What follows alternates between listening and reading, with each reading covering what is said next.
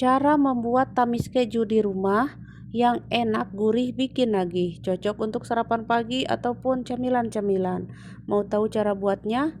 Mari disimak videonya hingga selesai. Langkah pertama, masukkan susu cair hangat dan juga ragi dan gula pasir. Lanjut, aduk-aduk hingga tercampur merata. Untuk bahan sudah aku tulis di layar kaca ya. Lanjut, masukkan 2 cup terigu atau 300 gram protein tinggi ya, dan garam 1 sendok teh. Aduk-aduk hingga tercampur. Yang terakhir, masukkan minyak sayur 40 ml.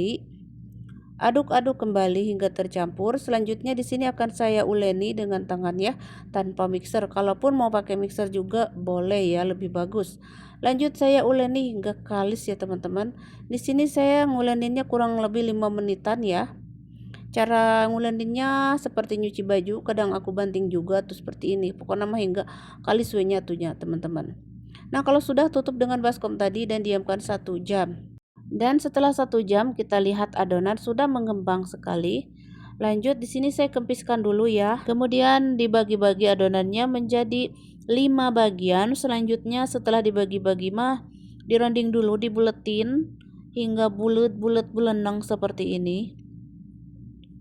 Dan kalau sudah, saya letakkan di wadah seperti ini. Dan di sini adonan yang sudah dibagi-bagi teh sudah dironding ini tutup ya, dan diamkan 10 menit hingga lentur nya tuh. Udah lentur, udah 10 menit. Sekarang siapkan bahan isian yaitu keju cheddar. Lanjut kita akan pipihkan dulu ya, kita isi ya.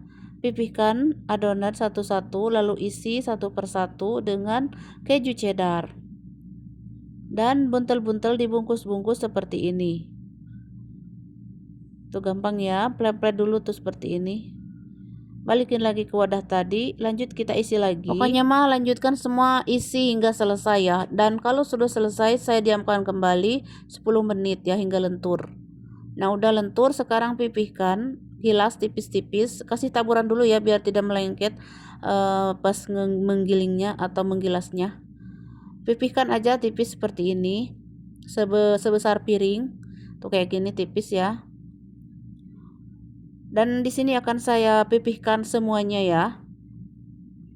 Karena di sini mau tak diamkan dulu biar nanti hasilnya makin mantul empuk ya, tidak cepat keras.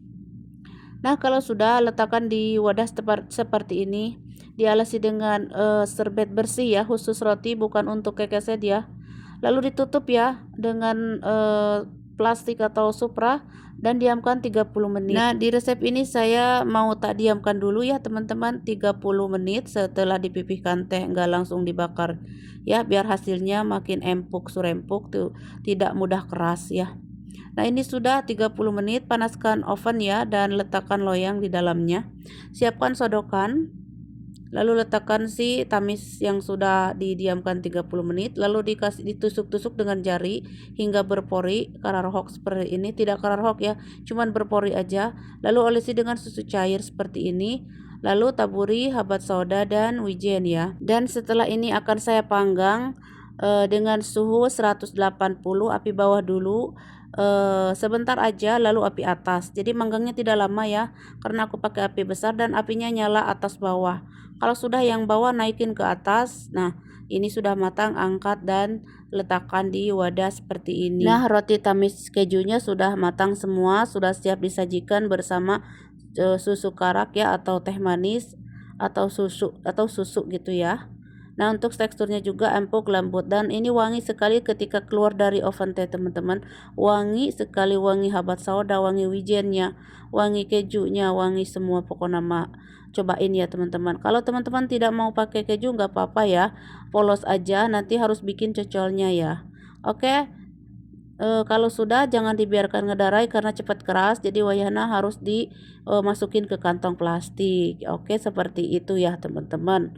Tamis kejunya siap dihidangkan untuk sarapan pagi. Oke teman-teman, selamat mencoba buat teman-teman yang suka. Oke, sekian dulu ya, terima kasih dan sampai jumpa.